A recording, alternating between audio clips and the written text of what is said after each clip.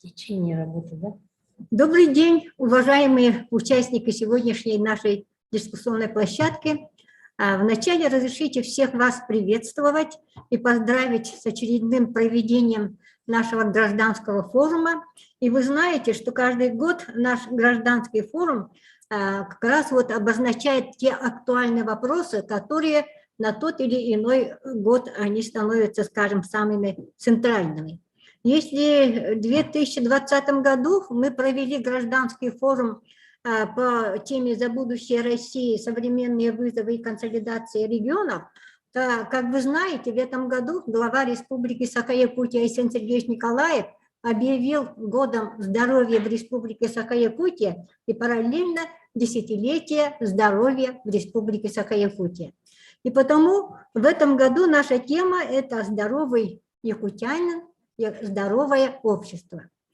Хотя, конечно, понятие общественного контроля – это емкое понятие, и, конечно, вбирает организацию работы по многим направлениям, но с учетом того, что, вот как я уже говорила, с объявлением Года здоровья в Республике Саха-Якутия, мы сегодня в рамках нашей дискуссионной площадки будем информировать друг друга, обсуждать и вообще обмениваться мнениями именно по общественному контролю, именно по вопросам здоровья. Много вопросов будут затронуты и по здоровью и сбережению. Ну и, конечно же, сегодня принимают участие в работе нашей дискуссионной площадки и представители органов исполнительной власти, муниципальной власти, представители также, конечно же, общественности, ну и, конечно же, спортивных обществ. Так что мы сегодня постарались при подготовке данной дискуссионной площадки, чтобы все-таки все основные вопросы сегодняшней нашей тематики затронуть и рассказать друг другу по всем этим вопросам.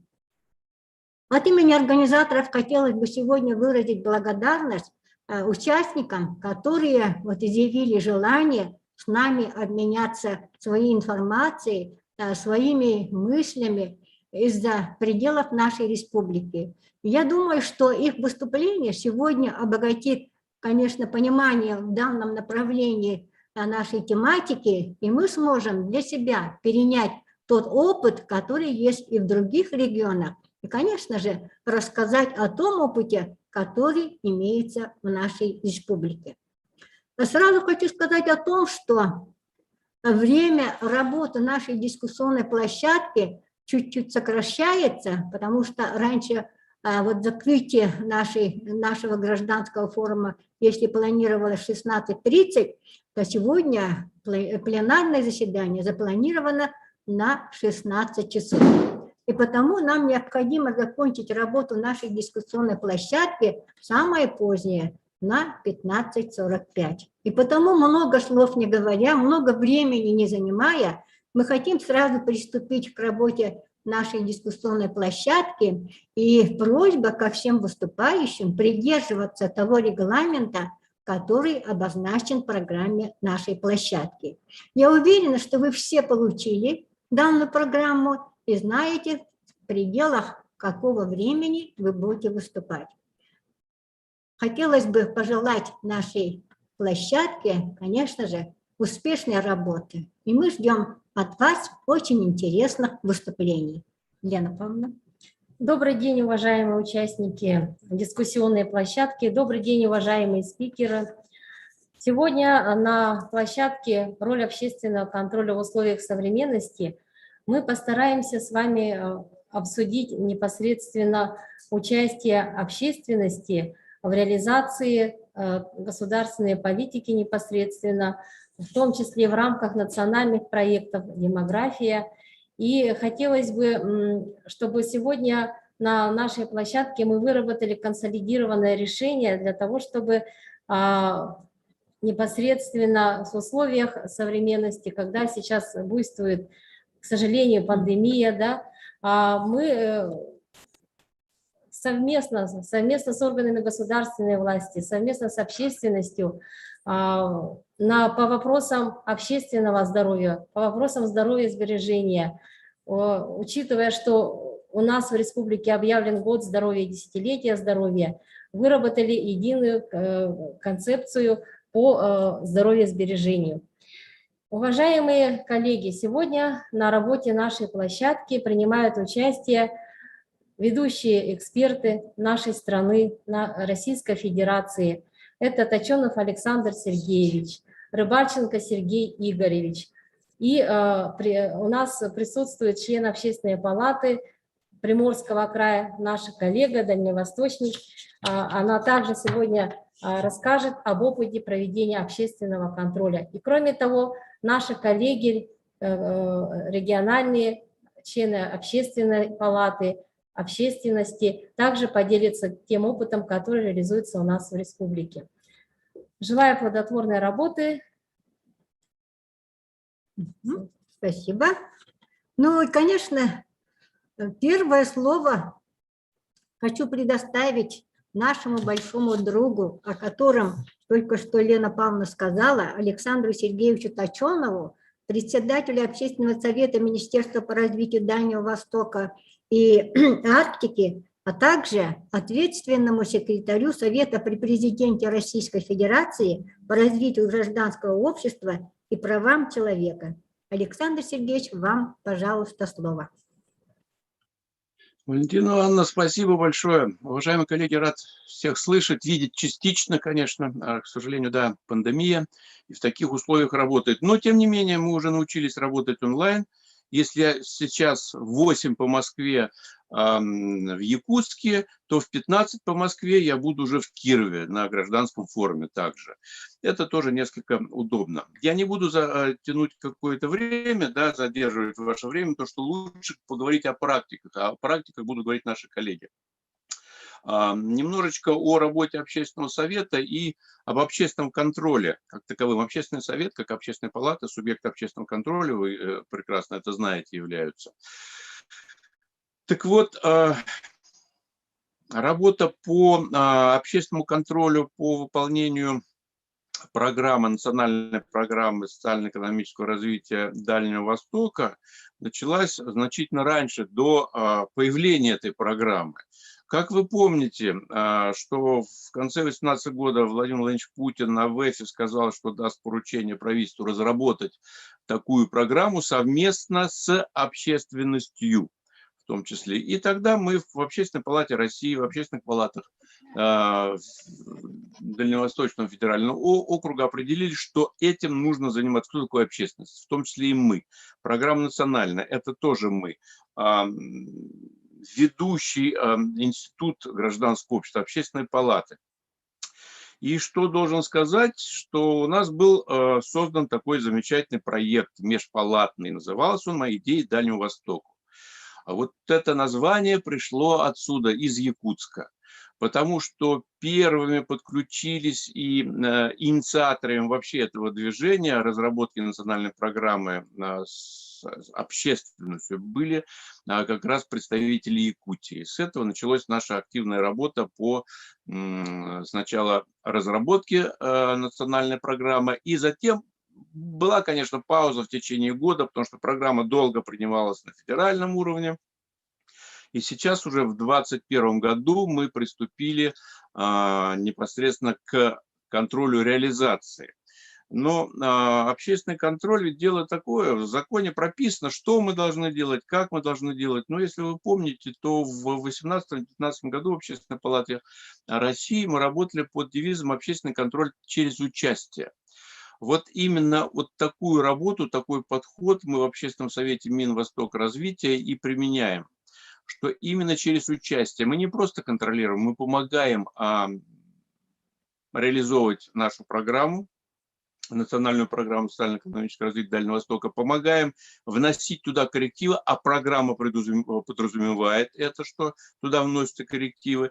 И сейчас мы налаживаем уже общественную совместную работу Общественного совета Минвостока с общественными палатами Дальневосточного федерального округа. И если эпидемиологическая обстановка позволит, я буквально вчера разговаривал с руководителем аппарата ОПРФ, будет ли форум сообщества, в какой форме, пока они рассчитывают, что он состоится в такой комбинированной форме, да, и очно, и онлайн будет проходить.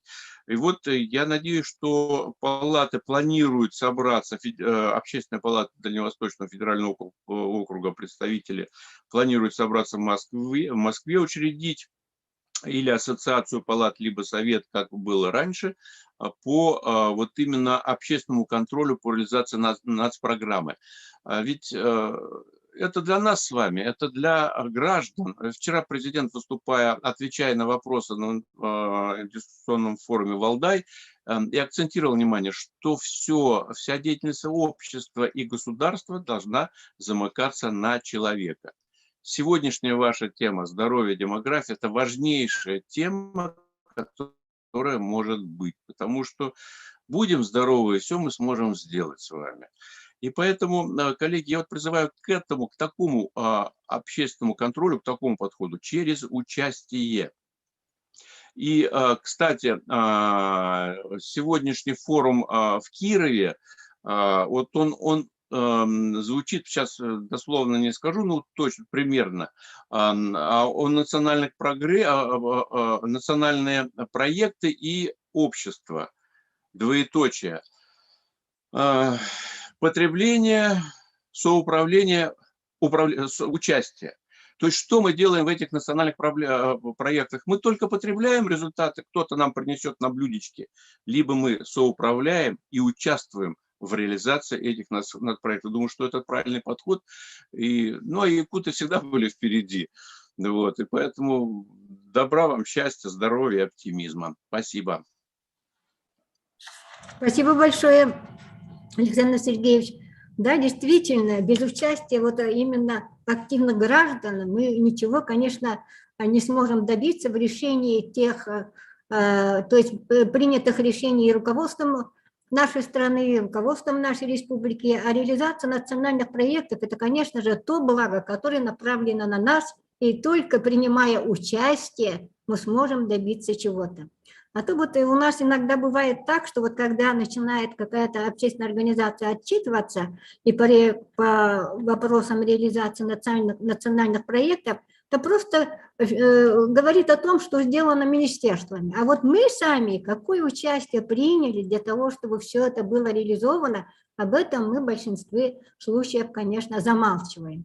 Так что вот то, что вы говорите, тема сегодняшнего форума, очень интересная, и потом нам хотелось бы, Александр Сергеевич, тоже получить какую-то информацию об итогах проведенного форума, о том, как прошел форум и какая резолюция была принята, для того, чтобы перенять опыт работы в других регионах. Спасибо вам большое. Ну, Валентина Ивановна, посмотрим, как там будет форум. Но ведь в Общественной палате есть Координационный совет по национальным приоритетам и народосбережению при УПРФ.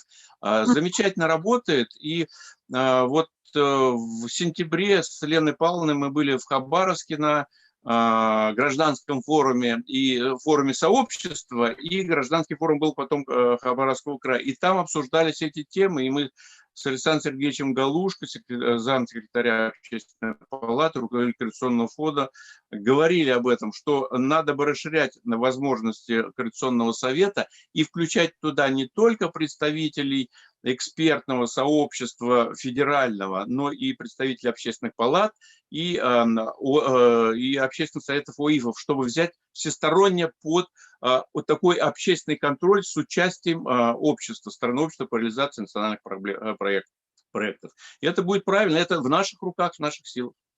Действительно. Ну и вот то, что вы планируете во время форума собраться и опять возобновить работу ассоциации, или вот именно объединения представителей общественных палат нашего дальневосточного региона, это очень правильное решение, потому что когда только-только начинали работать, конечно, было очень интересно, но потом уже, как всегда, чуть-чуть затихло, так что возобновить под вашим руководством, я думаю, это будет уже нормальная работа. Спасибо. Успешной вам поездки и удачи. Спасибо большое. Спасибо. Спасибо, Валентина Ивановна.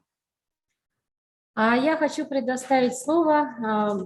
Мне вдвойне приятно предоставить, так как являюсь членом комиссии Общественной палаты Российской Федерации по демографии, защите семьи, детей и традиционных семейных ценностей, председателю этой комиссии Рыбальченко Сергею Игоревичу, генеральному директору АНО Институт научно-общественной экспертизы, кандидату экономических наук и руководителю проекта «Навигатор общественного здоровья». Сергей Игоревич, мы вас слушаем. Уважаемая Валентина Ивановна, уважаемая Лена Павловна, я вас приветствую.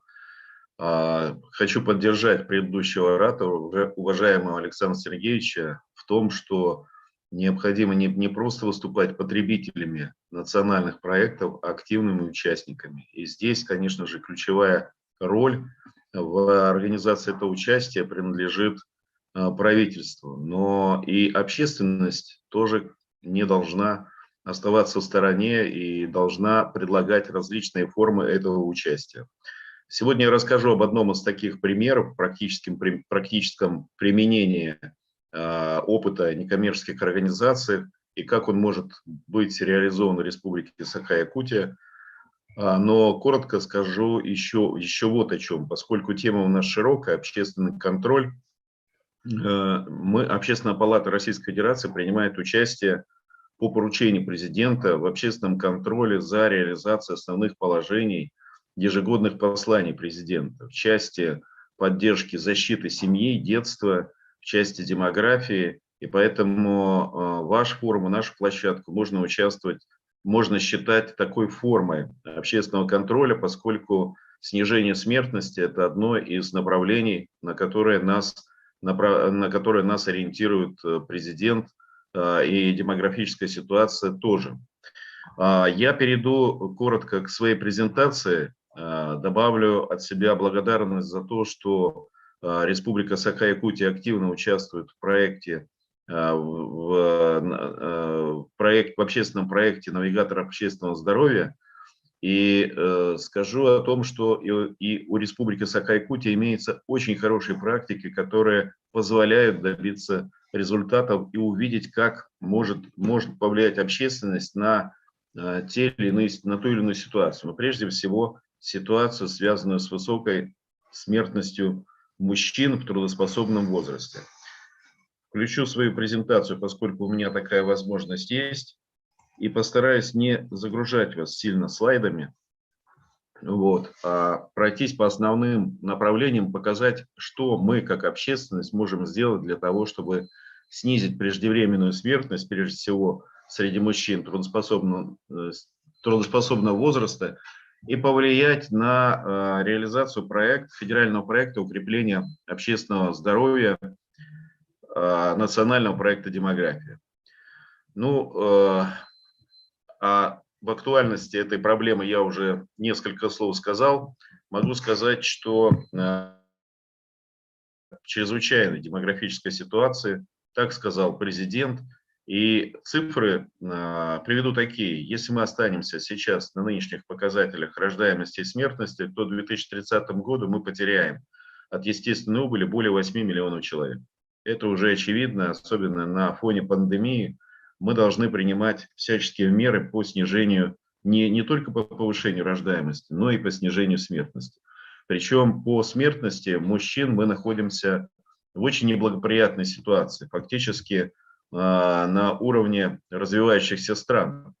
Сейчас Татьяна Алексеевна, это старая цифра, Татьяна Алексеевна Голикова в сентябре озвучила другие цифры. Сейчас смертность из всех умирающих, треть приходится на трудоспособный возраст. Эта пандемия нам просто добавила еще дополнительно 10%, более 10%. И среди умирающих в трудоспособном возрасте 80% составляют мужчины. Это фактически каждый шестой умирающий, это чей-то сын, муж, отец. В федеральном проекте укрепления общественного здоровья предусмотрены меры по снижению преждевременной смертности от социальных факторов, прежде всего, не только от медицинских, а от социальных. И запланировано выделение ежегодно субсидий из федерального бюджета, бюджетом субъектов Российской Федерации для взаимодействия НКО с целью реализации мероприятий по формированию приверженности здоровому образу жизни.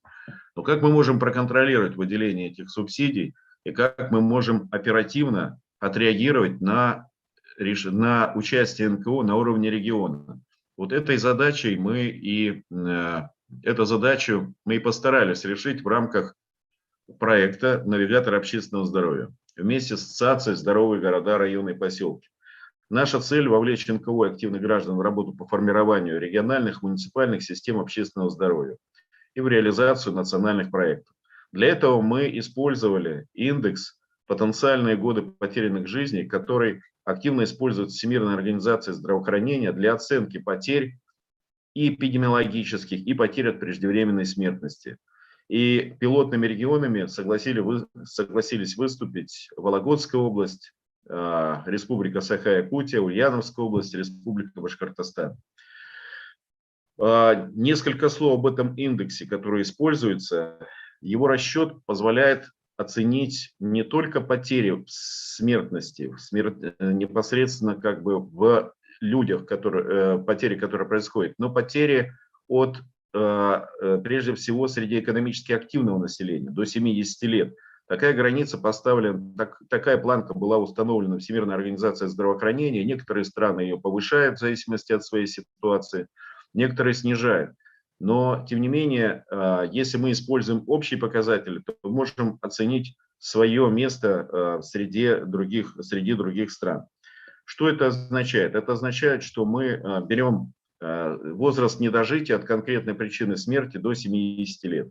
И фактически один человек, который, к примеру, пострадал в ДТП в возрасте 20 лет, не доживает до 70-50 лет, это равно 5 человекам, которые умерли от сердечно-сосудистых заболеваний в 60 лет. О чем это говорит? О том, что мы должны учитывать социальные факторы преждевременной смертности, таким образом можем влиять на ситуацию. Вот смотрите, теперь к цифрам перейдем, чтобы мы увидели, а как мы можем на это повлиять и где находится Республика Саха-Якутия по отношению к другим регионам. Вот это общий показатель для Российской Федерации по годам. И посмотрите, мы ведь только в 2013-2014 году по этому показателю вернулись к уровню Советского Союза. То есть это значит, что все эти годы потери наши избыточные были, и прежде всего экономические, они связаны со сверхпотерями населения в трудоспособном возрасте. Вот по мужчинам и женщинам эта картина примерно так выглядит. И в основном, если мы посмотрим, у нас потери были мужские прежде всего. Это наше, так сказать, мужское население. Вот как выглядит Республика Саха-Якутия, если мы рассчитаем все в конкретных показателях. В общем-то, я могу сказать, что республика по показателям выглядит вполне благополучно, примерно в середине всех регионов. А вот Дальневосточный федеральный округ, вот на левой картинке, если вы посмотрите, да, то потери его составляют более чем в 2 раза, чем потери в Северокавказском федеральном округе. Это как раз и есть наши общие потери. И если увидите вот на другой стороне, на правой стороне, то увидите, как теряет Республика Чукотского автономного округа потери в 5 раз выше, например, чем Республика Ингушетия. Вот так выглядит картинка общая. И посмотрите, пожалуйста, у нас нет, все иногда говорят, да, северный климат очень сильно влияет на здоровье и преждевременную смертность. Но посмотрите, какая разная картина, такая пятнистая по всем субъектам Российской Федерации. Республика Саха-Якутия на самом деле здесь представляется в очень выгодном свете. Но посмотрим дальше, что у нас происходит по различной смертности, по причинам смертности. И мы увидим, например, что для мужчин болезни системы кровообращения и внешние причины составляют более половины всех потерь среди всех причин. Причем внешние причины – это убийство, самоубийство, травмы, ДТП – практически равны самому серьезному показателю – это потерям от болезней систем кровообращения. Это то, что касается мужчин. Вот что мы видим вот посмотрите, как у нас по болезням систем кровообращения выглядит Республика Саха-Якутия. В общем-то, вполне благоприятно, на 46-м месте в серединке. И между нашими другими пилотными регионами Ульяновской области и Республикой Башкортостан. А вот по внешним причинам эта ситуация не такая благоприятная. На 72-м месте был в 2019 году Республика Саха-Якутия. И потери, например, по сравнению, допустим, с кем сравнить? ну, с Россией. С Россией потери, видите, практически процентов очень серьезные. То есть куда улучшаться. Вот что мы видим по внешним причинам среди мужчин. Тоже 72 место и тоже ниже всех наших пилотных регионов. Говорю это не о том, чтобы показать место, а сказать, что есть перспективы повысить общий уровень, ваше общее положительное значение по сравнению, вот видите, вот с этой позицией, общей позиции. То есть вы могли бы быть, безусловно, если снизить смертность от внешних причин, в лидерах по этому показателю. Что мы предлагаем сделать? Мы в Вологодской области сделали расчеты по всем муниципальным образованиям и увидели потери на уровне муниципальных образований отличаются до 10 раз по различным причинам. В 10 раз. То есть фактически, когда мы проект укрепления общественного здоровья будем реализовывать вместе с общественными организациями, мы можем выстроить очень грамотную политику снижения преждевременной смертности от конкретных причин в каждом муниципальном образовании. Что касается Республики Саха-Якутия, хочу сказать очень важные слова в вашу поддержку. Во-первых, при анализе концепции демографической политики Дальнего Востока на период до 2025 года мы увидели, что в вашей республике достигнуты серьезные показатели по повышению ожидаемой продолжительности жизни среди мужчин. Примерно на 2 года за 2017-2019 годы. И в значительной степени, по нашей оценке, общественной оценке, это связано за счет реализации проекта территории трезвости. Когда причем в этом проекте, как мы видим, задействовано не очень большое количество населения, но в то же время отличные, прекрасные результаты, которые мы сейчас предлагаем другим регионам, участвуя в нашем пилоте, Ассоциации здоровых города, районы, поселки, использовать как лучшую практику по снижению преждевременной смертности среди мужчин. И мы выпустили такой сборник в этом году, «Навигатор общественного здоровья», где собрали лучшие муниципальные и региональные практики, направленные на укрепление общественного здоровья по 3 пилотным регионам. Почему по 3? Потому что мы могли бы Республику Саха-Якутия подключить, но уже подписали соглашение после выхода этого сборника. Поэтому мы показываем, как можно действовать, и предлагаем вам в дальнейшем тоже участвовать в этом проекте. И поблагодарить Лену Павловну за активное продвижение идеи демографии в Республике Саха-Якутия. Спасибо большое, Сергей Игоревич, за содержательное выступление. И мы надеемся, что наша общая работа в этом направлении будет продолжена на благо наших якутян, жителей республики и в целом нашей страны. Я уверен, Лена Павловна и Валентина Ивановна, что у нас все это будет продолжено на самом высоком уровне организации. Сергей Игоревич, действительно... И приглашаю вас участвовать в форуме сообщества, где у нас будут 2 секции, очень интересные. Секция по презентации сборника «Семья и дети в России» 2020. Эту работу наша комиссия, Лена Павловна, провела вместе с Росстатом.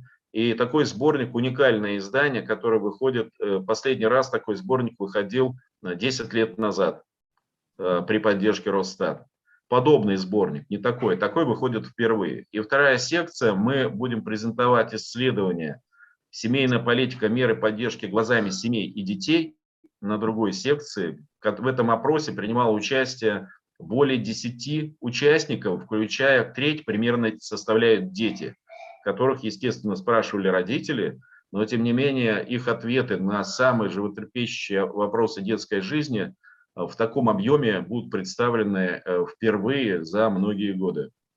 Приглашаю участвовать. Про конкретную программу мы вам обязательно вышлем. Спасибо. Спасибо, Сергей Игоревич. Действительно, ваше выступление было очень интересным для нас, для якутян, потому что вы очень много примеров привели именно в отношении нас. И то, что нас включили в свою работу, это тоже нам дает, скажем, повышает нашу ответственность за ту работу, которая сегодня проводится в нашей республике по тем вопросам, о которых вы говорили. Действительно, при той активности, активности работы, которую проводят наши общественные организации и по трезвости, по здоровому образу жизни, ваше пожелание о том, чтобы еще улучшить показатели республики, то я полагаю, что, может быть, действительно через несколько лет все это может быть достигнуто.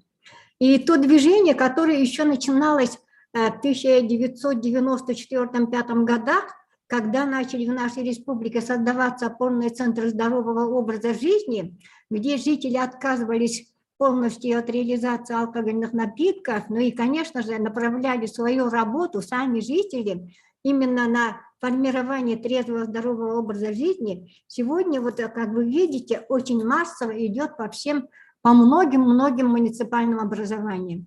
Это тоже дает свои результаты. Так что я думаю, что совместная работа с вами и в лице Елены Павловны, как члена вашей комиссии, конечно, я думаю, что мы сможем в этом направлении еще активнее работать и достигать, наверное, лучших результатов. Так что спасибо большое за добрые слова. Я думаю, что наше сотрудничество еще продолжится, и мы будем дальше активно сотрудничать. А на форуме полетит делегация нашей палаты, и они достойно примут участие. Спасибо вам, успехов и дальнейшей вот такой же творческой активной работы со многими общественными палатами. С Вологодской общественной палатой мы тоже дружим и тоже очень высоко ценим их работу. Спасибо. Спасибо, Валентина Ивановна, спасибо, Елена Павловна. Продолжаем работать. Да. Так, ну теперь переходим к выступлениям представителей нашего здравоохранения, представителей Министерства здравоохранения нашей республики. И мы всегда с ними вместе работаем. Наш общественный актив как раз по вопросам здорового образа жизни, трезвого образа жизни, вообще в целом здоровья и сбережения, всегда в тесном контакте с ними. Так, я хочу предоставить слово Айталине Константиновне Таруновой, главному терапевту Министерства здравоохранения Республики Саха-Якутия, для выступления по теме «Доступность и качество приоритет здравоохранения», что очень актуально в нынешней ситуации. Пожалуйста, Айталина Константиновна, ваше выступление. Добрый день, уважаемые участники и гости дискуссионной площадки. Представляю вашему вниманию информацию по доступности и качеству оказания медицинской помощи населению в системе здравоохранения Республики Саха-Якутия. Указом президента Российской Федерации Владимира Владимировича Путина от 7 мая 2018 года номер 204 определены национальные цели и стратегические задачи развития Российской Федерации на период до 2024 года. В Республике Саха-Якутия ожидаемая продолжительность жизни в 2020 году составила 70,1 лет. При этом в 2019 году этот показатель составлял 73 года. На показатель 2020 года повлияла ситуация с новой коронавирусной инфекцией в целом по стране, так и в республике, а также смертность населения от болезней системы кровообращения. Плановое значение в Республике Саха-Якутия на 2024 год составляет 76,3 года. Естественный прирост населения в республике в 2020 году сохраняется и составил 4,1. Отмечается самый высокий показатель в республике среди субъектов Дальневосточного федерального округа. Показатель в целом по Дальневосточному федеральному округу в 2020 году был по предварительным данным Росстата 69,15 лет. Уровень естественного прироста в республике традиционно превышает показатели по Российской Федерации и Дальневосточному федеральному округу. Естественный прирост населения сохраняется благодаря превышению числа родившихся над числом умерших. В Российской Федерации и Дальневосточному федеральному округу соотношение количества рождений на один случай смерти примерно в 2 раза ниже по сравнению, чем в республике. Рождаемость на 1000 населения по итогам прошлого года составила 13,4. Данный показатель выше, чем в целом по России, так и по Дальневосточному федеральному округу. Младенческая смертность в сравнении с аналогичным периодом 2019 года возрос на 0,6 и составил 5,1 промилле.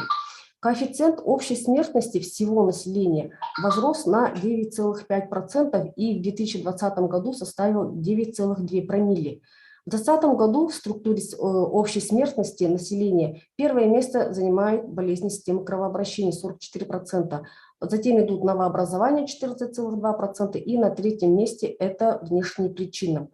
Высокий показатель смертности от болезней системы кровообращения обусловлен введением режима повышенной готовности на территории Республики Саха-Якутия по новой коронавирусной инфекции и мерах по противодействию его распространению, повлекших, конечно, рост нежелательных отрицательных состояний среди больных с хроническими неинфекционными заболеваниями, а также с развитием осложнений у пациентов после перенесенной коронавирусной инфекции, в том числе и у больных с сердечно-сосудистыми заболеваниями, и развитием осложнений со стороны основного сердечно-сосудистого заболевания. В 2020 году показатель смертности от новообразований по сравнению с 2018 годом снизился на 5,9% и составил 131,6 на 100 тысяч населения. В целях улучшения качества и доступности оказания медицинской помощи населению в рамках программы модернизации первичного звена здравоохранения в Республике Саха-Якутия проведены преобразования сети медицинских организаций республики, руководствуясь федеральными нормативами. Мероприятия по упорядочиванию оптимальной сети медицинских организаций республики, соответствующие стандартам оказания медицинской помощи и доступности ее в каждом населенном пункте, проводятся с учетом сформированной трехуровневой системы оказания медицинской помощи в республике. В рамках дорожной карты определены мощности медицинских организаций для каждого учреждения на основании расчетов доступности медицинской помощи, исключение дублирования видов медицинской помощи с учетом особенностей территории населенных пунктов, полновозрастного состава, экономических и социальных факторов. Проводимые преобразования сети медицинских организаций первичного звена ни в коем случае не снижают доступность медицинской помощи для городского и сельского населения. В арктической зоне сеть полностью сохранена, и участковые больницы преобразованы во врачебные амбулатории с койками отделений центральной районной больницы, так как учитывается уровень транспортной доступности медицинской организации и уровень развития транспортных путей, постоянного действия и плотность населения. В целях улучшения оказания медицинской помощи населению, принятия оперативных решений по оказанию экстренной неотложной помощи пациентам приказа Министерства здравоохранения от 12 августа 2020 года выстроена маршрутизация согласно трехуровневой системе оказания медицинской помощи населению в республике, изложенной на данном слайде. Маршрутизация выстроена по уровням в разрезе всех профилей оказания медицинской помощи. Финансовое обеспечение программы государственных гарантий бесплатного оказания гражданам медицинской помощи республики на 2020 год составил 37 455,1 миллион рублей. Несмотря на достаточный уровень финансирования, имеется дефицит средств. А основной причиной дефицита средств и образования кредиторской задолженности у медорганизаций являются расходы на содержание сверхнормативной стационарной медицинской помощи. Ну, например, в селе Крестях Сунтарского района, который не является труднодоступным населенным пунктом, ранее работала участковая больница на 7 круглосуточных коек и на 20 штатных единиц персонала, которая обслуживала всего 795 человек. С 2020 года больница преобразована во врачебную амбулаторию с 10 штатными единицами персонала. Из года в год Министерство здравоохранения Российской Федерации делает замечания к программе государственных гарантий республики в части стационарной медицинской помощи. В 2015 году превышение норматива случаев госпитализации на одного застрахованного составляло 36%. Количество коек обязательного медицинского страхования превышало норматив в 1,7 раз. В результате анализа оказания медицинской помощи выявлено несоответствие критериям качества в участковых больницах Якутии. На участковые больницы, функционирующие в республике, возложено оказание первичной медико-санитарной помощи, но также в этих больницах развернуты стационарные койки в количестве от 3 до 20. На данных койках получают лечение больные терапевтического профиля. Обследование и лечение не соответствуют стандартам оказания медицинской помощи, так как участковые больницы не оснащены соответствующим оборудованием и специалистами узкого профиля. Часто прослеживается необоснованность стационарного лечения до 80% случаев. В участковых больницах иногда происходит задержка госпитализированных больных с острым коронарным синдромом, с острым нарушением мозгового кровообращения и с осложнениями сахарного диабета. Минздравом республики проведена планомерная работа по сокращению объема стационарной помощи, и на 2020 год программа государственных гарантий утверждена с превышением норматива по стационару на 8,3%. Превышение норматива коечного фонда уменьшилось и составляет по системе обязательного медицинского страхования 32%. Соответственно, в связи с развернутой сетью республики, высокая обеспеченность медицинским персоналом и прочим медицинским персоналом, обеспеченность врачами в республике выросла с 48 до 52,1 на 10 тысяч населения. Показатель обеспеченности средним медицинским персоналом на 10 тысяч населения составляет 118,2. В 2014 году было 113,3. Для сравнения, обеспеченность населения врачебными кадрами в Дальневосточном федеральном округе 40,1, в Российской Федерации 38 на 10 тысяч населения. Обеспеченность врачами-койками обусловлена нашими региональными особенностями и малонаселенностью и труднодоступностью населенных пунктов. По состоянию на 1 января 2021 года в Республике Саха-Якутия утверждено 6528,5 штатных врачебных должностей, всего работает 5060 врачей. Для среднего медицинского персонала утверждено 13 326,25 штатных должностей.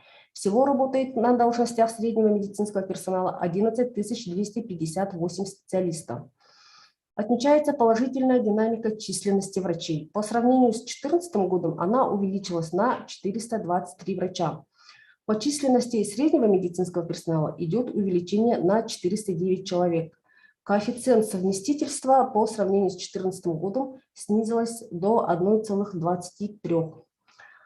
В рамках модернизации первичного звена здравоохранения в Республике Саха-Якутия, утвержденный указом главы от 26 июля 2021 года номер 1991, по этапу 2021 года запланировано строительство 5 объектов здравоохранения, запланировано проведение капитального ремонта в 28 зданиях поликлиник и больниц, оказывающих первичную медицинскую помощь, реализация мероприятий по приобретению медицинского оборудования, реализация мероприятий по приобретению автомобильного автотранспорта и реализация мероприятий по укомплектованию медицинскими работниками.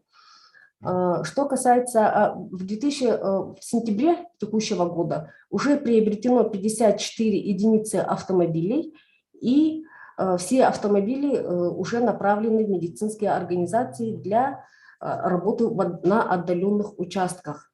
И в рамках реализации мероприятий по укомплектованию медицинскими работниками заключено целевых договоров по программам специалистов 304, по программе ординатуры на 84 за счет бюджетных ассигнований федерального бюджета и по программе среднего профессионального образования 234. Это вся информация, которую я бы хотела до вас донести в регламентированное время. Спасибо за внимание. Спасибо вам большое, Екатерина Константиновна. У вас достаточно такое содержательное выступление о положении здравоохранения, по оказанию лечебной помощи. И надеюсь, если вопросы какие-то будут у наших участников, мы можем в конце это обсудить. А сейчас разрешите вам предоставить слово Никитиной Алене Михайловне, главному врачу Республиканского центра общественного здоровья и медицинской профилактики. Ее выступление посвящено стратегическим направлениям укрепления общественного здоровья. Пожалуйста, Алена Михайловна.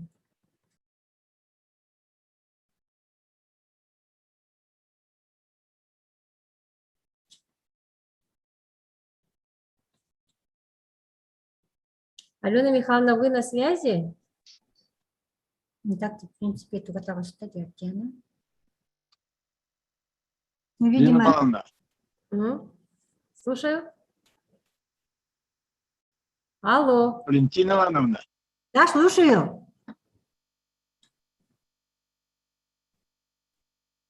Заминка вышла у нас. Что случилось? Так. Ну, мы сейчас вот до Алены Михайловны, наверное, дозвонимся. Разрешите тогда поменять местами. выступление и предоставить слово нашему гостю из Приморского края, члену Общественной палаты Приморского края, Чернышевской Татьяне Викторовне. Она расскажет об опыте проведения общественного контроля в Приморском крае. Да, здравствуйте, меня слышно? Слышно? Замечательно. Уважаемые участники форума, появление на, казалось бы, сугубо территориальном якутском форуме Приморского края объясняется двумя причинами. Во-первых, наши общественные палаты имеют уже долгосрочные дружеские отношения, а во-вторых, как просил меня особо подчеркнуть председатель общественной палаты Приморского края Борис Владимирович Ступницкий, тема форума очень актуальна не только для Якутии, но и в целом для всех регионов Дальневосточного федерального округа, поскольку, во-первых, развитие гражданского общества и обеспечение полноценного общественного контроля сейчас вообще трудно переоценить. В этом смысле мы с вами на передовой современной российской истории, поскольку именно общественный контроль – это ключ к решению проблемы эффективности и государственного, и муниципального управления.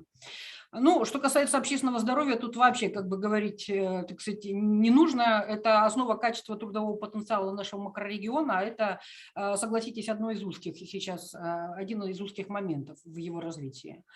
Хочу отметить, что на текущий момент в Приморском крае эффективно действуют как минимум два общественных объединения, которые законодательно уполномочены осуществлять общественный контроль. Это Общественная палата Приморского края и Общественная наблюдательная комиссия Приморского края, которые осуществляют общественный контроль несколько в другой сфере, но в ее, это имеется в виду, что в местах принудительного содержания, однако в ее поле деятельности также во многом попадают вопросы, связанные со здравоохранением. И если у меня хватит времени, после того, как я опишу общую ситуацию с общественным контролем непосредственно комиссии по общественному контролю палаты, я на этом немного смогу остановиться. Ну, это если позволит время. Я являюсь членом комиссии по осуществлению общественного контроля и хочу отметить, что Общественная палата изначально с 2014 года, с момента своего существования, установила для себя, как правило, что общественный контроль – это не просто выявление текущих недостатков и громогласная констатация о них. Общественная палата по факту принимает на себя роль координатора интересов широких слоев общества и исполнительных органов власти всех уровней.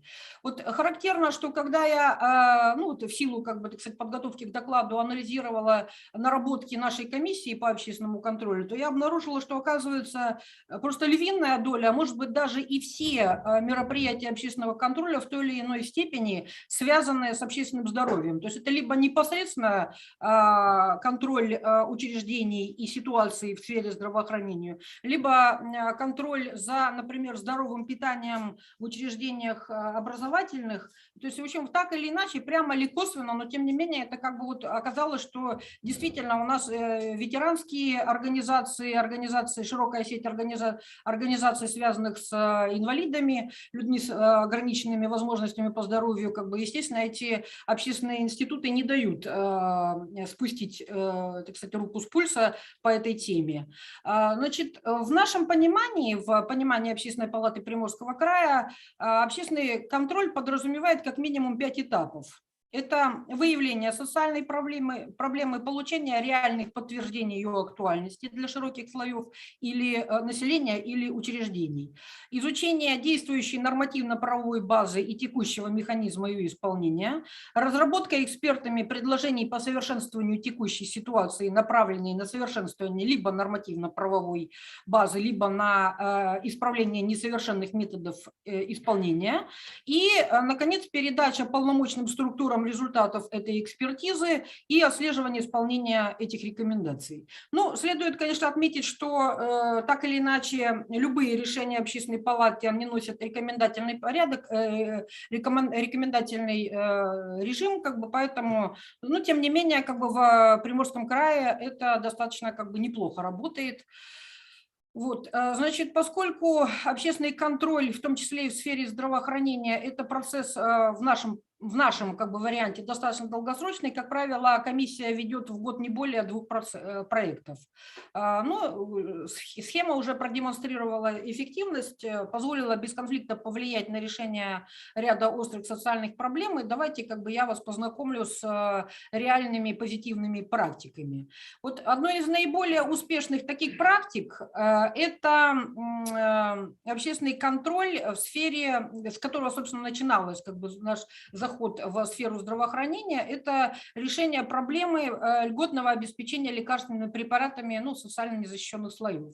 Данным вопросом комиссия занималась детально в период 2019 и 2020 года, то есть больше года у нас это заняло, но попутно мы задели как бы целую плеяду проблем, которые как бы из серии впоследствии мы разворачивали, и тоже это как бы, так сказать, дало определенные плоды.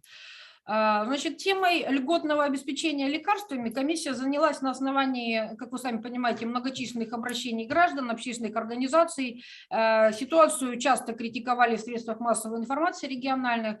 И действительно, в Приморском крае наблюдался достаточно активный рост численности заболеваний сердечно-сосудистой системы, диабетических, включая детских, онкологических, орфанных и тому подобное, которые подразумевают, то есть это те группы заболеваний, которые подразумевают обеспечение льготными лекарствами. При численности населения региона порядка 1 800 000, численность граждан, подпадающих под бесплатное обеспечение лекарствами, составляла в 2017-2019 годах порядка 140 000 человек, и это число практически не менялось, то есть оно не уменьшалось.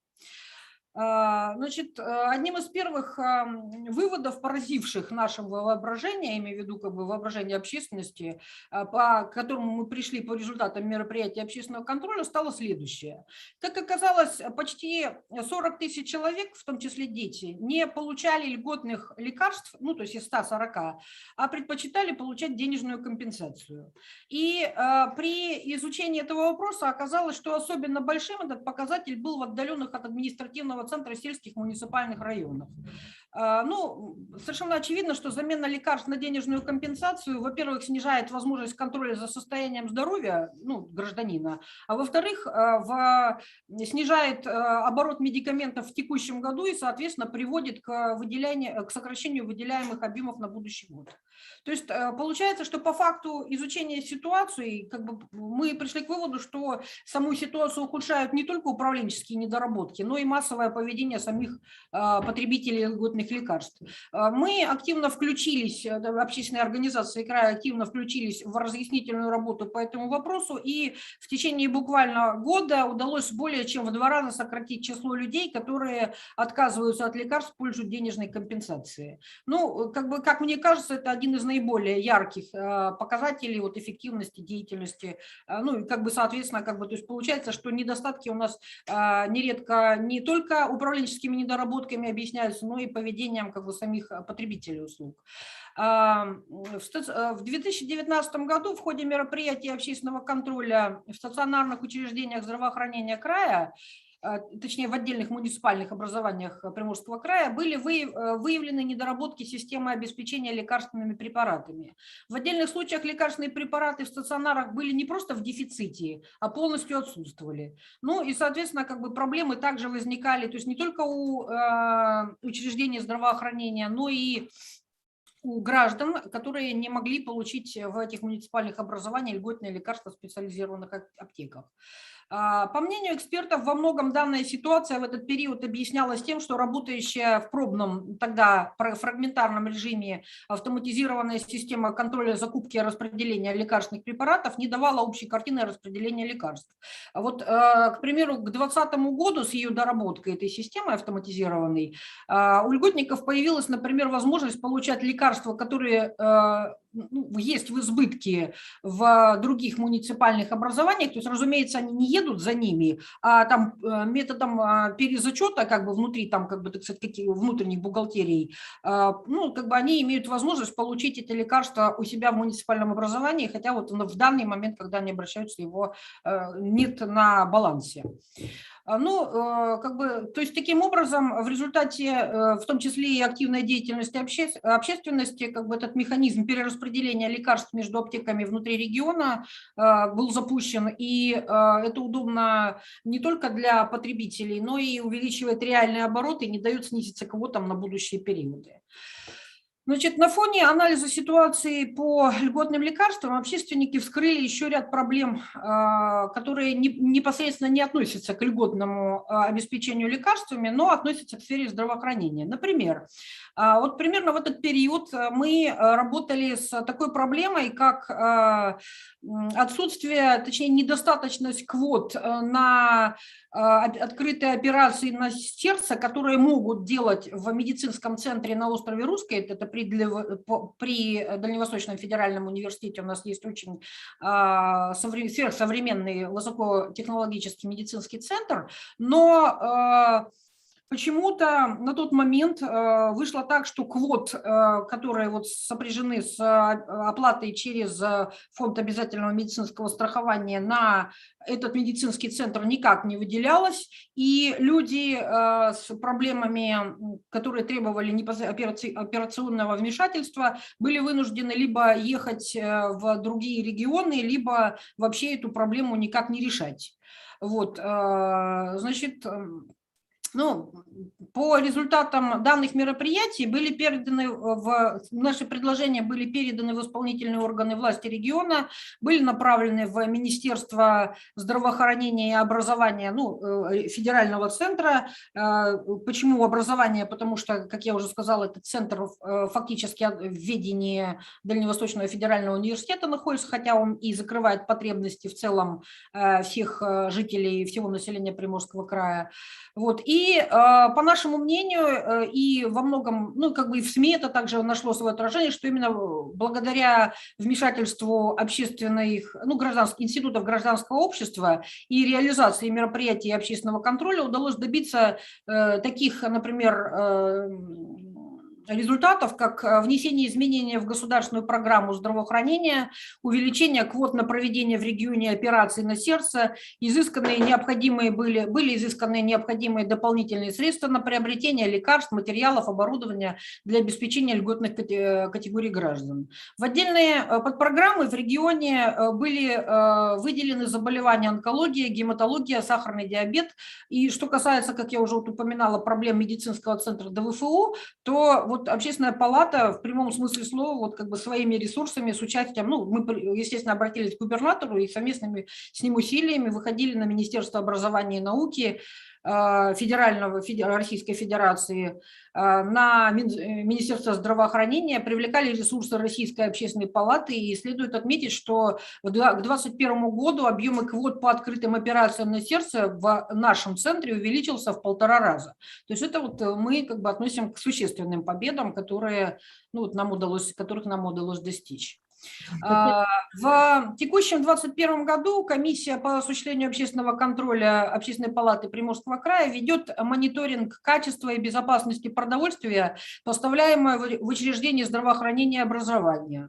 Ну, на настоящий момент мы посетили целый ряд точек, я имею в виду школы, детские сады, больницы. Как бы мы переговорили, естественно, не только с руководством учреждения, но и с потребителями услуг, ну, то есть как бы с родителями детей, ну, понятно, потому что, как бы, кстати, к детям самим непосредственно не очень удобно обращаться, как бы, кстати, к нам обращались, как бы, родители по вопросам качества питания в школах, вот, и на настоящий момент мы разработали и направили в учреждения здравоохранения, образования и иные межведомственные структуры, такие как там Россельхознадзор, Росприроднадзор, конкретные предложения, во-первых, по приемке продуктов, качество, ну, питания, как бы, да, кстати, уже внесены в результате наших действий изменения в действующие контракты по поставкам продовольствия в школы и больницы.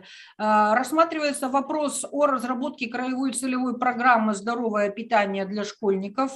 Прорабатывается вопрос об обеспечении возможности лабораторных исследований поставляемого качества продовольствия. Это для нас очень важно, потому что мы неоднократно в ходе визитов в школы и больницы получали обращения по поводу того, что в случае, если возникают проблемы по качеству или там подозрения на некачественные продукции, мы сами прекрасно понимаем, что в ситуации с госзакупками потребитель не всегда имеет возможность влиять как бы на качество поставляемых продуктов питания, но как бы из серии хотя бы иметь возможность обратиться в лабораторию для того, чтобы подтвердить либо опровергнуть тот факт, что эти продукты как бы не полностью соответствуют стандартам. И вот мы как бы выступили с предложением о внесении в бюджет отдельной строкой, ну, это министерство, как бы, профильных министерств, как бы возможности некой статьи, не очень значительной по затратам, но тем не менее, которая подразумевает возможность оплаты за бюджетные средства проведения лабораторных исследований качества продуктов питания. Вот. И также можно как бы из серии говорить о том, что благодаря нашим усилиям поднят вопрос о повышении роли родителей в определении качества питания для школьников путем проведения опросов. Ну, как бы, кстати, каждое общеобразовательное учреждение таким образом получает реальный ответ на вопрос, достаточно ли качественный и удовлетворяет ли родителей и школьников качество питания. То есть это вот как бы из серии вот то, что мы можем непосредственно... Понятно, что на улучшении ситуации, как всегда, сказывается целый комплекс мер, но тем не менее это вот то, о чем мы говорим, что это мы вот прямо имеем прямое основание говорить, что это достижение Общественной палаты. Татьяна Викторовна, извините, пожалуйста, у нас регламент. То есть уже пора заканчивать, да, я так понимаю?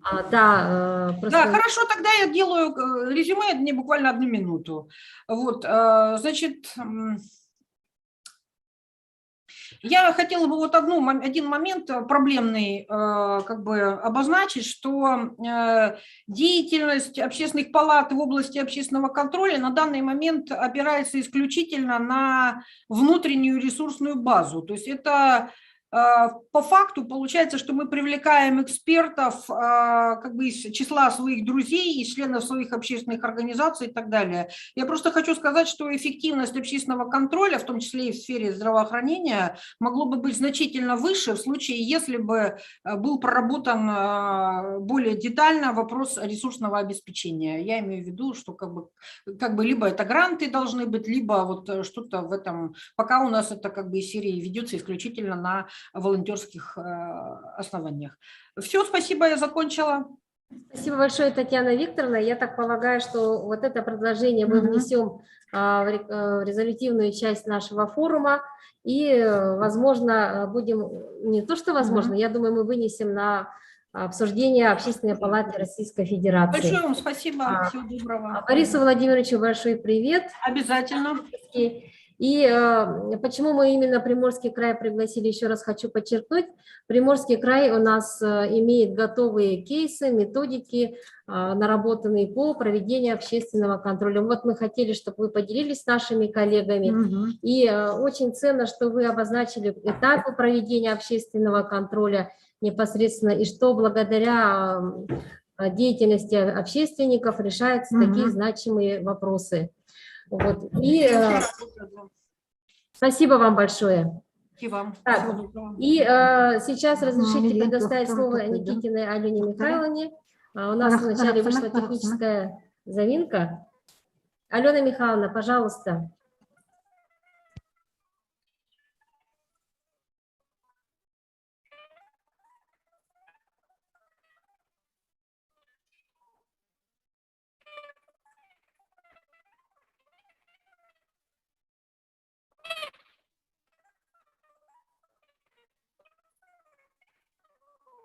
Алена Михайловна, вас не слышно. У вас что-то с микрофоном.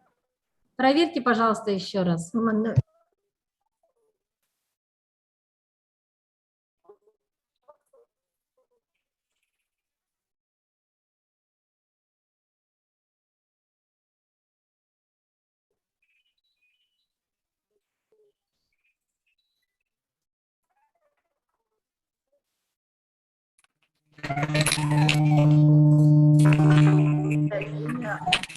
Вот,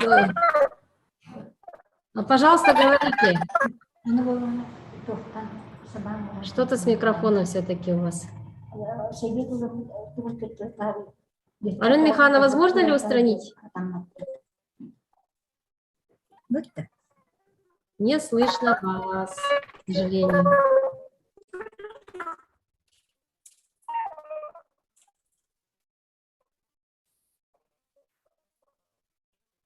Так. Алена Михайловна, не слышно. Что делаем? Предложите через некоторое время попробовать включиться еще раз. Ага, ну давайте тогда вы перезагрузитесь, пожалуйста, а мы пока продолжаем работу. И разрешите слово предоставить Колесниковой Елене Карловне, председателю ЯРО поддержки президентских инициатив в области здоровья и сбережения нации, общее дело, эксперту Общественной палаты Республики Саха-Якутия и федеральному эксперту. Она сейчас выступит на тему решения проблем сверхсмертности мужского населения в Республике Саха-Якутия.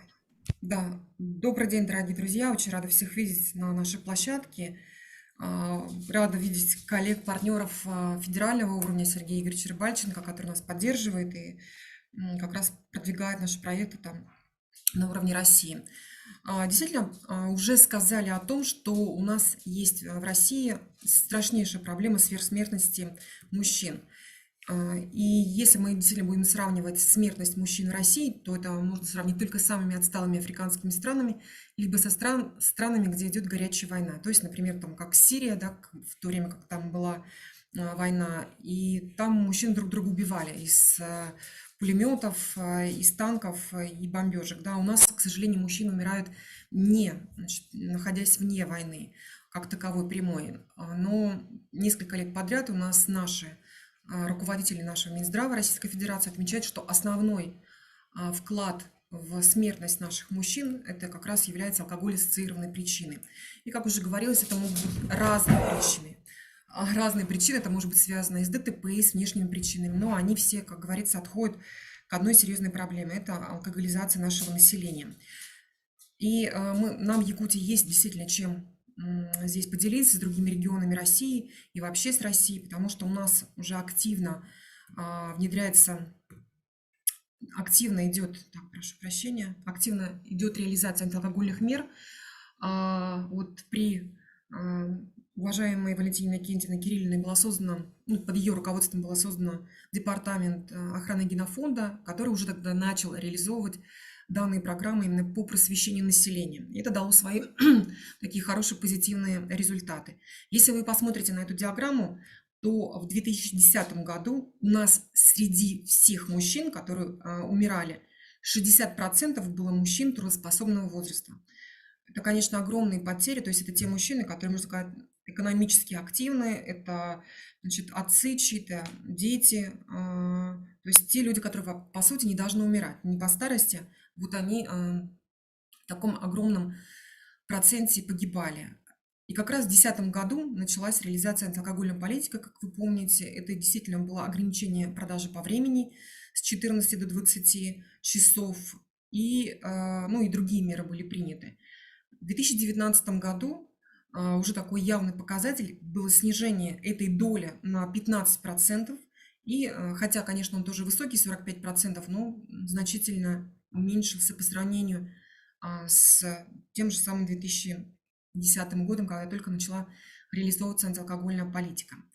Кроме того, что уменьшилась смертность мужчин в трудоспособном возрасте, также увеличилась продолжительность жизни мужчин. И здесь тоже можно сказать, что с 2010 года пошел такой яркий выраженный тренд, видите, по восходящей пошло увеличение продолжительности жизни мужчин в Республике Саха-Якутия. В том числе это было связано и с реализацией проекта трезвых территорий, и мы их называем трезвые села в Республике Саха-Якутия. И вот здесь у нас есть замечательный социолог, тоже присутствует Юрий Иннокентьевич Жигусов, который как раз очень активно работает по этой тематике. И вот буквально вчера мы с ним разговаривали, посмотрите, смертность населения трудоспособного возраста. Это не только мужчин, это и женщины, но понимаем, что основная масса это все-таки мужчины, которые составляют смертельные случаи среди трудоспособного населения. И вот здесь вот синей такой пунктирной линии это выделены общероссийские такие средние данные. Это Якутия красным выделено. И наверху это в основном ДФО. И действительно, среди всего ДФО мы находимся на сегодняшний день в самой лучшей ситуации. Чукотка больше всех страдает. Посмотрите, здесь очень высокий уровень смертности среди трудоспособного населения. И мы уже там не первый год ездим туда. К сожалению, там очень серьезная, высокая алкоголизация. Страшная, значит, ситуация, и там нет никаких ограничительных мер. Но, кроме того, нет такого активного, массового просвещения в направлении именно... Здесь нужно сделать акцент именно на трезвость, потому что когда мы будем продвигать культуру питья, она не дает эффекта, а вот именно трезвость, есть специально разработанные методики, которые вот дают вывести людей именно на то, что, на убеждение трезвого образа жизни. Притом это не какие-то там, не гипноз, не что-то там такое. Это именно сознательное решение человека после того, как он всю информацию именно о вреде алкоголя, значит, узнает, он принимает для себя решение. Так, и на сегодняшний день у нас 189 трезвых сел на территории республики. Это практически вся у нас республика. В каждом районе у нас есть практически, да. И хотя это небольшой объем населения от сельского даже населения 25% и 8,5% населения республики, они дают такой позитивный эффект. И вот опять вернемся к нашим замечательным мужчинам. Если вы посмотрите, вот это вот с 2015 года дана была возможность выходить законодательные инициативы поселениям о введении запрета продажи алкогольной продукции на территории поселений. И вот количество их здесь на диаграмме начало расти. 2015 год – это самое маленькое количество, и 2018 год – это как раз самый большой уровень принятых законов. На 2018 год, как вот сказал уже Сергей Игоревич, это, он тоже на это обратил внимание, у нас за 1 год продолжительность жизни мужчины ожидаемая выросла на 2 года. И это тоже достаточно позитивный такой тренд. Почему? Потому что если даже мы сравним с той же самой Чукоткой, если у нас вот 67 лет продолжительность жизни мужчин в сельской местности, то если мы обратим внимание на тот же самый Чукотский автономный округ, то на сегодняшний день у них продолжительность жизни мужчин в сельской местности всего лишь 46 лет. Это страшные цифры, и они вот арктические регионы, ДФО, вот где-то они рядом с этими цифрами, 50 там плюс и так далее, это на самом деле жуткие цифры, потому что 46 лет это, можно сказать, такой активный возраст для мужчины должен быть по сути, а люди к этому времени приходят к деградации и смертности. А если мы сравним то же самое, значит, в 90-х годах, то в республике Саха-Якутия, в Чукотском автономном округе было одинаковое количество, одинаковая продолжительность жизни мужчин в сельской местности 61 год. Но уже вот к нашим годам у нас 67 лет, у них 47 лет, если округлить. То есть вот такие страшные на самом деле потери сейчас в настоящее время. Мы живем в 21 веке, и люди, вот у нас такая смертность, она не объективна. Это не старость, не такие серьезные болезни, это вот реально такие причины, которые мы можем на самом деле и должны с ними работать. Кроме этого, у нас заболеваемость алкоголизмом почти там, более чем на 50% уменьшилась. Смертность от внешних причин на 37%, хотя до сих пор она остается очень высокой у нас в республике, что дают нам те же самые трезвые села. Если мы посмотрим, то преступность в них падает значительно, потому что больше 80% всех тяжких преступлений против жизни и здоровья совершается в состоянии алкогольного опьянения. Так как там значительно меньше количество употребляет алкоголь, вот у них в 6 раз меньше преступность. У них коэффициент смертности меньше. И у нас исследовала наша территория трезвости социологическая группа «Циркон». И хотя по всей России есть опыт трезвых территорий, они выделили, что это на самом деле один из лучших таких эффективных проектов, который у нас был реализован на республике, в которой мы можем выстроить некий алгоритм универсальный для других регионов и Дальнего Востока, и России. Поэтому он сейчас действительно востребован в других регионах.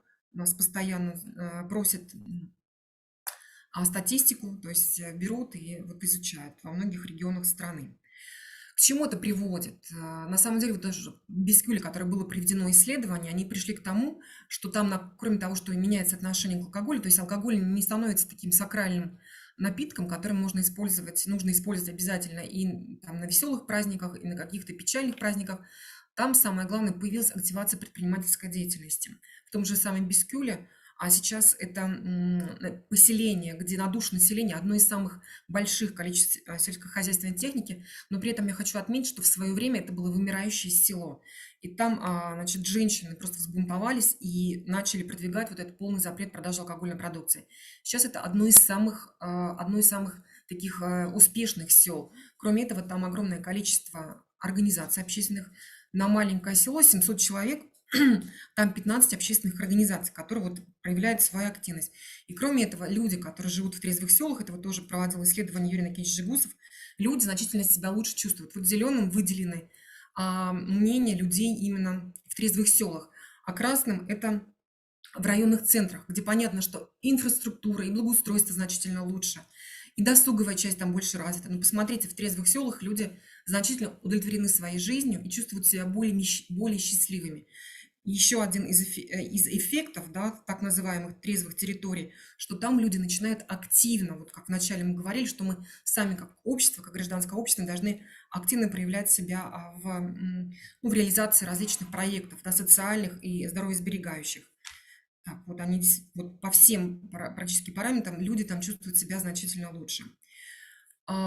И в августе у нас Центр профилактики проводил исследование, но на сегодняшний день, можно сказать, у нас 43% населения Республики Саха-Якутия говорят, что они не употребляют вообще алкоголь. Это такой позитивный тренд, я думаю, который вот дает свои эффекты в демографических показателях и других социально-экономических. Но одна из основных наших категорий все-таки это наши дети. Если мы тоже сравним 10 и 18 года, у нас абсолютно трезвых детей в школе появилось в 3 раза больше, а детей, которые употребляют алкоголь 1 раз в неделю и чаще, значит, уменьшилось в 10 раз. И это тоже, я думаю, очень важный, значительный показатель, потому что основная наша работа – это на будущее нашей республики, на будущее страны, на будущее наших людей. Но кроме этого мы понимаем, все равно у нас звучат, значит, случаи бывают, что у нас и, значит, в этом были смертельные случаи тоже в трезвом селе. И нужно сказать, что там не все, конечно, гладко, но потому что там, по сути, не ведется работа. И просто росчерком пера невозможно, чтобы люди вот так вот приняли для себя какое-то определенное решение, что они будут вести трезвый образ жизни. Поэтому мы создали такой общественный социальный проектный офис, который будет работать по таким важным, значительным, таким здоровьесберегающим направлениям. У нас есть специалисты, которые в сфере здорового питания, диетологи, такая, можно сказать, народный вид спорта, популяризация скандинавской ходьбы, это мониторинг качества жизни, нашей социологии, территория трезвости, это, конечно, обязательно, профилактическая работа, ну и много-много таких очень близких к этому мероприятий. И наш проект, основная его задача, это направлен на такой проект, как «Трезвое здоровое село под ключ». И мы уже начали свою работу уже вот запустились в Мархе. Вот только вот первое начинается у нас мероприятие, то есть мы уже сами активисты, общественники начинаем активно реализовывать. И наши партнеры, это такие для нас значимые организации, которые действительно заинтересованы, которым интересно вот от и до понять алгоритмы, технологии, методики, как вот при этом мы будем проводить социологическое исследование до и социологическое исследование после. То есть мы будем смотреть на разницу мнений, да, на разницу показателей. У нас, значит, в наших партнерах это Общественная палата Российской Федерации в лице Сергея Игоревича Рыбальченко, Ассоциация здоровья в города, районы и поселки, и МГУ имени Ломоносова, Агентство по развитию человеческого капитала и неурологии и радиологии. Вот, это как раз такие наши важные, значимые наши партнеры, которым интересен наш проект и которые вот, нас поддерживают в наших начинаниях, в реализации наших проектов. Я хочу поблагодарить всех слушателей, наших участников, потому что действительно очень хочется, чтобы, ну, я думаю, что без наших мужчин у нас нет нашего государства такого яркого, развивающегося будущего, вот, поэтому нам нужно их беречь, вот, в первую очередь, действительно, как сказала наша одна из медиков, что мы женщины, мы некие коучи семейные по здоровому образу жизни. Поэтому для нас очень важно, чтобы мы и учили наших мужчин вести здоровый образ жизни, наших детей, и это все продвигали не только, оказывается, для своего блага, для блага семьи, но и для блага всей нашей страны. Спасибо большое. Спасибо вам большое, Елена Карловна, за содержательное выступление. И мы вас поддерживаем полностью, поддерживаем ту политику, которую государство реализует в рамках национального проекта «Демография». В этом году у нас учрежден год отца, вернее, День отца, да, и поэтому это очень знаково. И хочу сейчас... Лена Павловна, можно прокомментировать? Да, конечно. Презентацию Елены Карловны? Я хочу, во-первых, поблагодарить за ту работу, которую Елена проводит. Она имеет большое значение не только для республики Саха-Якутия, но и в целом для всей Российской Федерации. И несколько буквально комментариев. Первое. Конечно, ужасающие цифры по сравнению, наверное, с самым проблемным регионом в области смертности и ожидаемой продолжительности жизни. Но прежде всего это значит, что нам нужно принимать самые серьезные меры. По показателю средняя ожидаемая продолжительность жизни при рождении, такое полное название этого показателя. Фактически это не средний возраст, до которого средний возраст смерти в этом году, а это вероятность того, что человек, рожденный в этом году, доживет до этого возраста. Это не приговор, как говорится, это возможность нам, исправляя ситуацию, повышать ожидаемую продолжительность жизни тех людей, которые родились, за счет того, что мы будем снижать смертность в более высоких возрастах. Теперь второй комментарий. Он относится к общему показателю. Ведь чем раньше наступает смерть, тем ниже ожидаемая продолжительность жизни. Поэтому во многом нам удалось добиться хороших результатов в предыдущие годы за счет снижения смертности младенческой прежде всего. Почему занимались активно перинатальными центрами? Чтобы, снижая этот показатель, добиваться успехов. Но не обращали внимания на смертность в трудоспособных возрастах, и она практически не изменилась в возрасте от 35 лет до 45 лет, если вот говорить такими цифрами. То есть тогда, когда у нас еще самый расцветающий мужчина в полном рассвете сил, как говорил известный герой мультфильма, да, который может еще стать отцом и должен вообще-то, так сказать, поддержать благополучие семьи. И у нас тогда не будет возникать вопросов бедности. Я предложил бы вам, с учетом вашего прекрасного опыта, сделать расчет потенциальных лет потерянной жизни для тех территорий, для того периода, когда у вас практически не было территории трезвости, того периода, когда уже есть территории трезвости. Причем получить эти стат-данные, допустим, так, чтобы мы могли только по тем территориям на уровне муниципальных образований, как говорится, определить, что у нас произошло на тех территориях, которые вошли в этот проект за 5 лет, и что у нас произошло на тех территориях, которые не вошли в этот проект. Это прежде всего важно и для вас, чтобы вы понимали, что ваша работа дает результат, и это важно для всех других регионов показать, что именно этот проект, именно радикальное иногда решение, оно приводит к серьезным возможностям по улучшению ситуации. Мы со своей стороны, со стороны Института научно-общественной экспертизы, готовы оказать поддержку методическую, если потребуется подключиться с расчетами. Это, конечно, не дешевое удовольствие, но я думаю, что мы подумаем вместе с вами, как это сделать.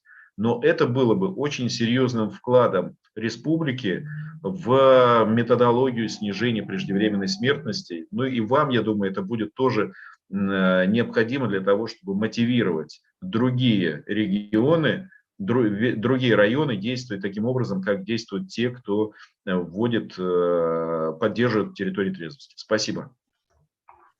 Сергей Игоревич, спасибо вам большое. Сегодня у нас на самом деле собрались именно те заинтересованные люди, которые работают и заинтересованы в укреплении общественного здоровья, в укреплении в целом здоровья нашего населения. Идет трансляция на YouTube-канале, и в записи мы далее будем распространять работу нашей дискуссионной площадки. Елена Карловна, наши коллеги с Приморского края попросили презентационный материал. Возможно ли будет им направить, с вашего разрешения? Да, конечно, мы готовы направить. При этом мы сейчас готовим там с группой экспертов и ученых, готовим аналитический доклад. Только он у нас в начале разработки уже. Вот Сергей Игоревич к нам подключится потом. И мы готовы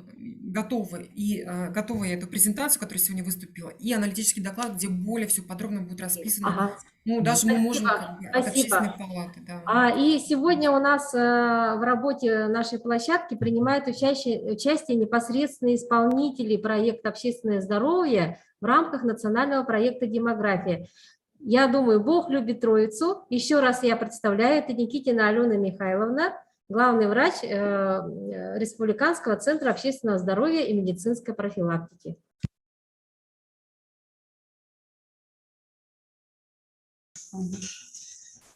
Добрый день, уважаемые участники гражданского форума. Я надеюсь, теперь меня слышно, да?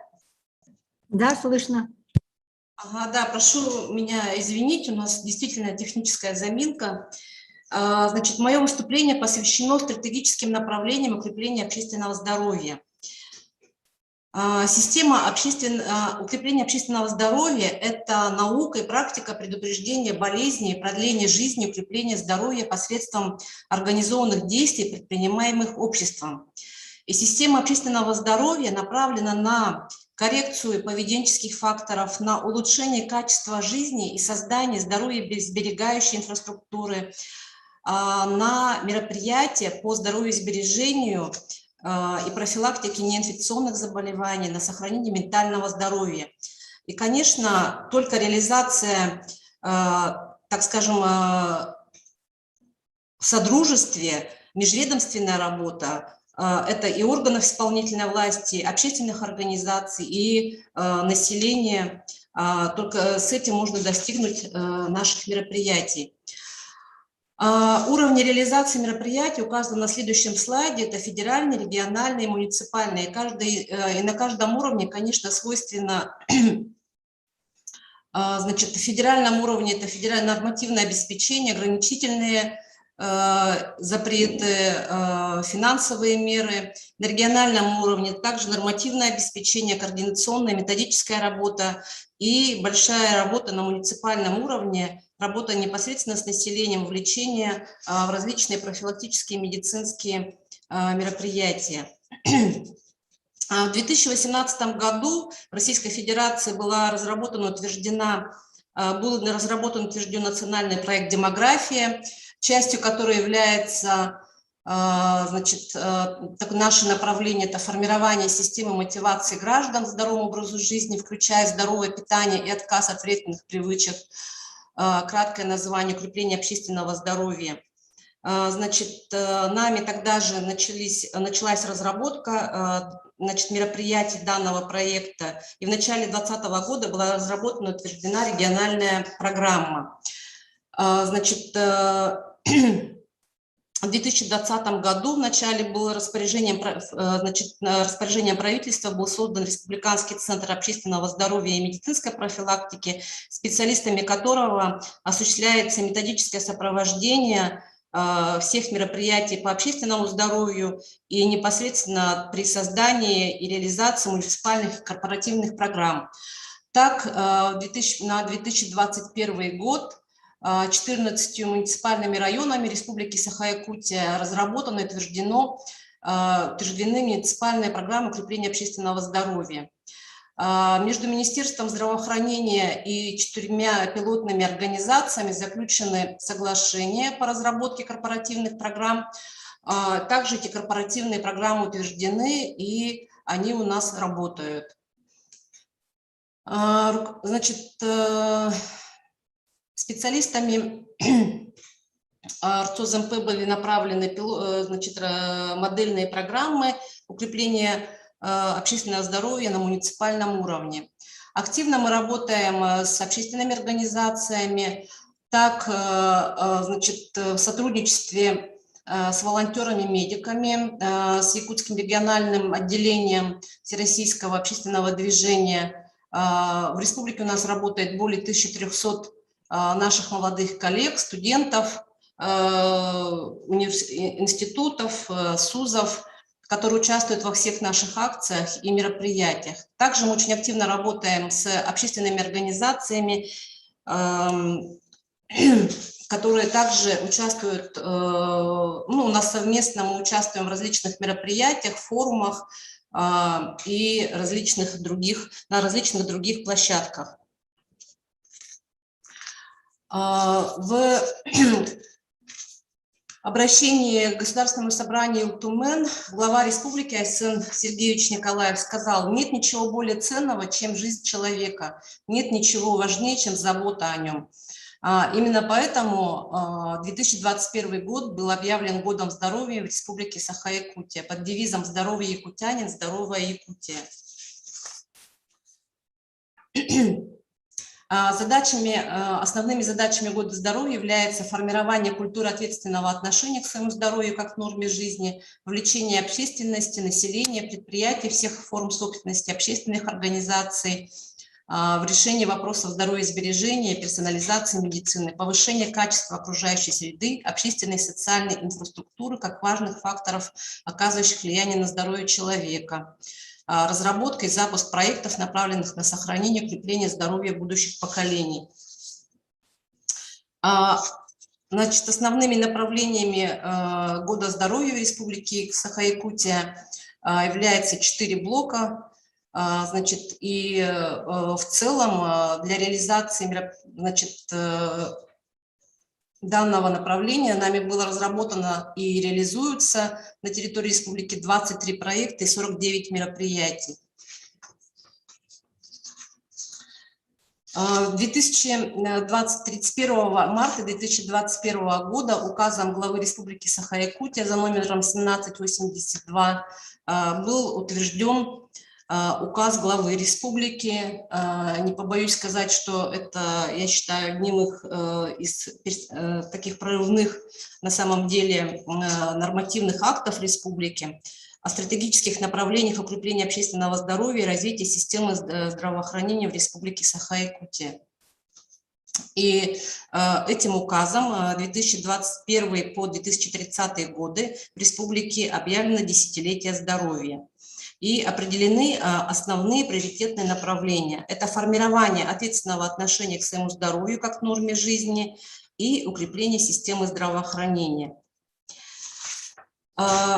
Для обеспечения реализации приоритетных направлений, в том числе первоочередных мероприятий в целях ответственного отношения к своему здоровью как к норме жизни, определены следующие мероприятия. Это формирование политики просвещения граждан в сфере здорового образа жизни и принятие плана мероприятий по популяризации здорового образа жизни, утверждение программы массового вовлечения жителей, занятия физической культурой и спортом, обеспечение всеобщего охвата детей организованными формами оздоровления, отдыха и занятости, создание доступной круглогодичной инфраструктуры для физической активности, принятие и реализация программы охраны психологического здоровья как полноценного охвата взрослого и детского населения психологической поддержкой, утверждение модели разработки документов территориального планирования, обеспечивающие условия для регулярной физической активности и занятий физической культурой и спортом, увеличение доступности санаторно-курортного лечения,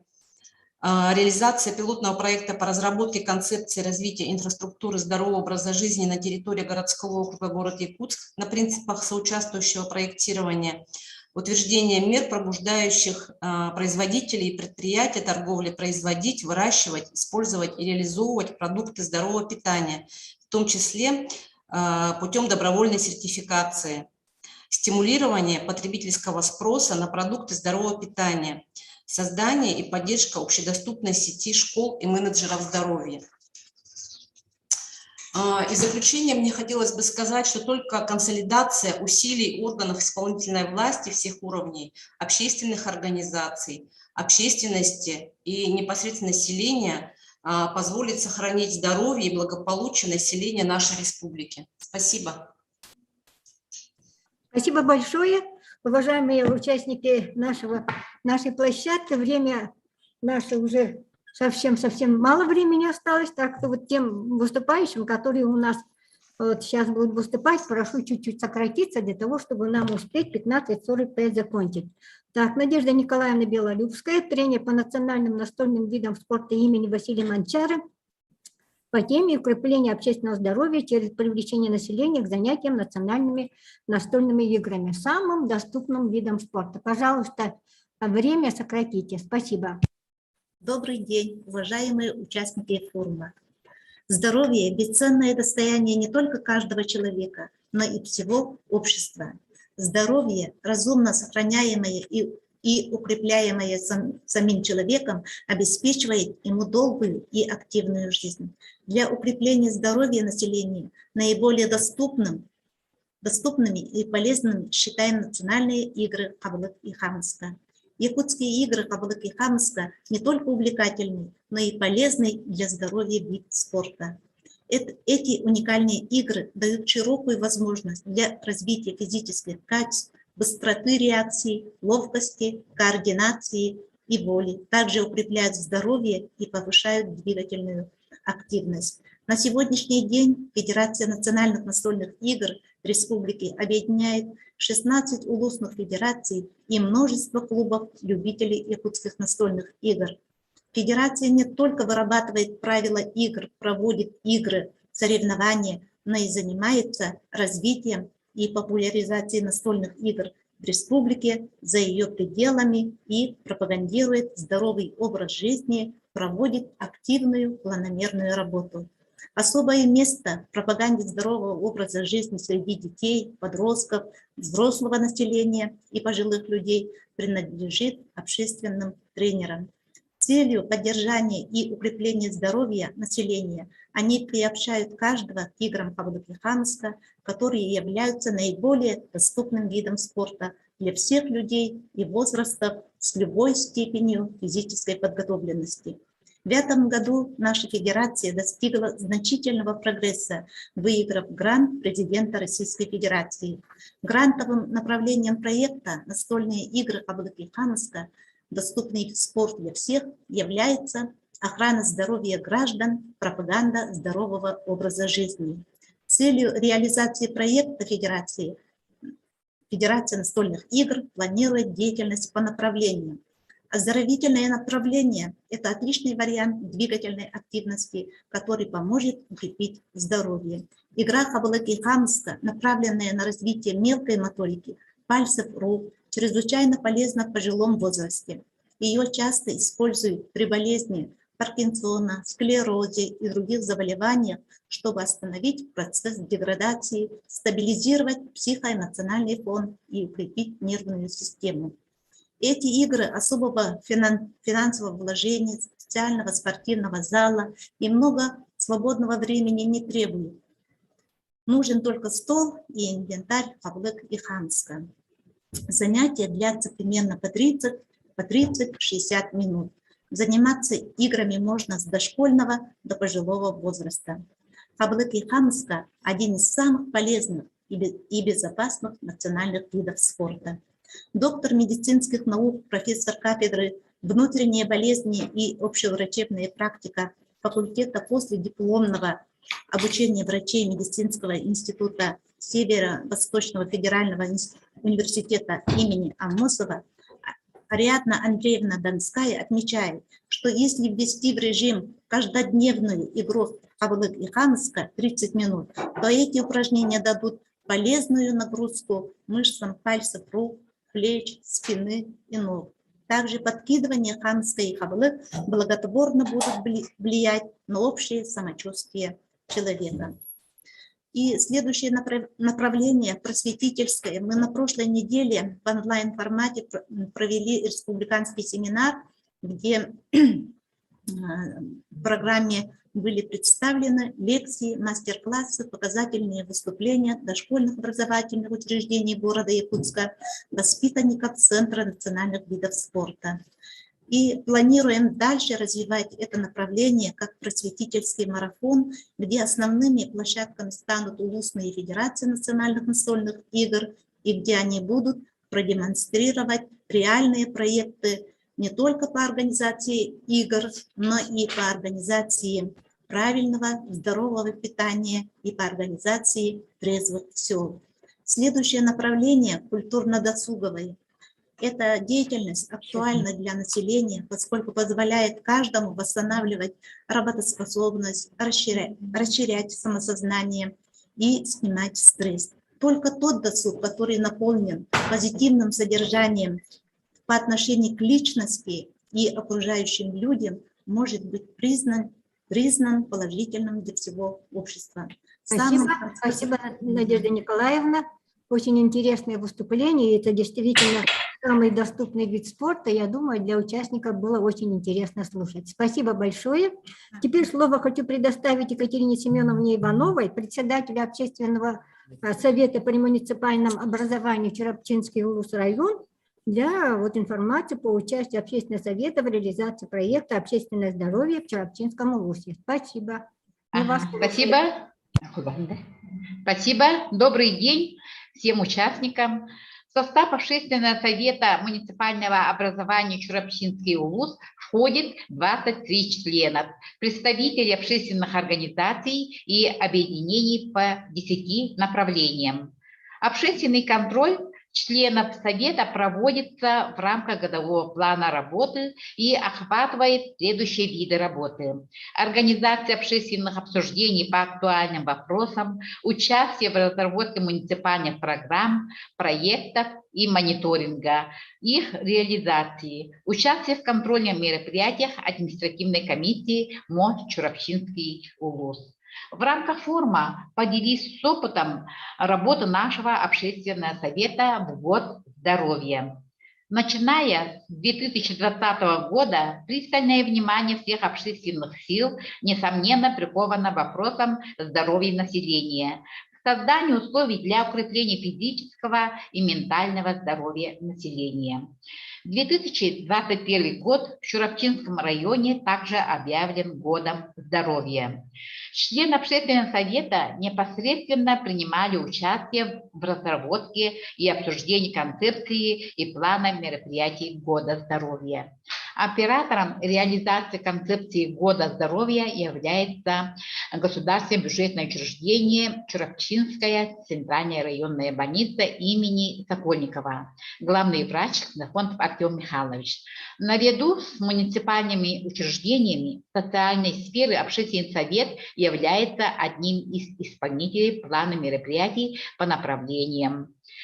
По направлению «Медицина человеку» совместно с общественной организацией молодых медиков Карсхал, председатель Захаров Андрей Егорович, врач-онколог, участвуем в реализации просветительских проектов. Например, провели совместную лекцию «Счастливая мама, счастливый малыш» для беременных женщин в кабинете кризисной беременности при женской консультации Центральной районной больницы. По направлению здоровье сберегающая среда члены общественного совета являются волонтерами УЛУСного фонда здоровья в поддержку развития Центральной районной больницы. В фонд общественниками передано 47 тысяч рублей. Администрация муниципального образования Чурапчинского УЛУСа вручил сертификат в 5 миллионов рублей. И с инициативой в реализации улусной программы «Чистое село» выступают наши активисты. Пример выхода на субботник в селе Чурапча членов общественного объединения ветеранов боевых действий и их семей стало примером и для других наследников. По направлению социальное здоровье как ценность человека в рамках конкурса социально значимых проектов на представление субсидий в виде муниципальных грантов социально ориентированным некоммерческим организациям поддержаны следующие проекты. По проекту «Здоровье Луга» общественной организации по развитию социальной среды Совет патриотов Хаптагинского наследия выделено 65 500 рублей. Проект направлен на популяризацию здорового образа жизни, укрепление физического здоровья населения взрослого и пожилого возраста посредством занятий скандинавской ходьбой. 72 500 рублей выделено проекту Чурапчинской улусной общественной организации инвалидов Адаптивный спорт как спорт равных возможностей, который направлен на проведение комплексных соревнований по адаптивной физической культуре и спорту, на тренировки людей с ограниченными возможностями здоровья и с инвалидностью. Просветительский проект общественной организации по формированию трезвого образа жизни САРЭЛ Мугудайского наследия «История общества трезвости в Чурапчинском улусе» направлен на пропаганду трезвого здорового образа жизни среди молодежи и детей, снижению уровня употребления алкоголя среди населения, систематизирует историю становления и развития борьбы с таким общественным недугом, как алкоголизм. Выделено 159 тысяч рублей. По направлению «Традиция, культура и спорт» по инициативе актива Общественного совета на канале АЛГ запущен телепроект «Туссана», на который с приглашенными гостями обсуждали такие темы, как пандемия и общество, общественное благополучие.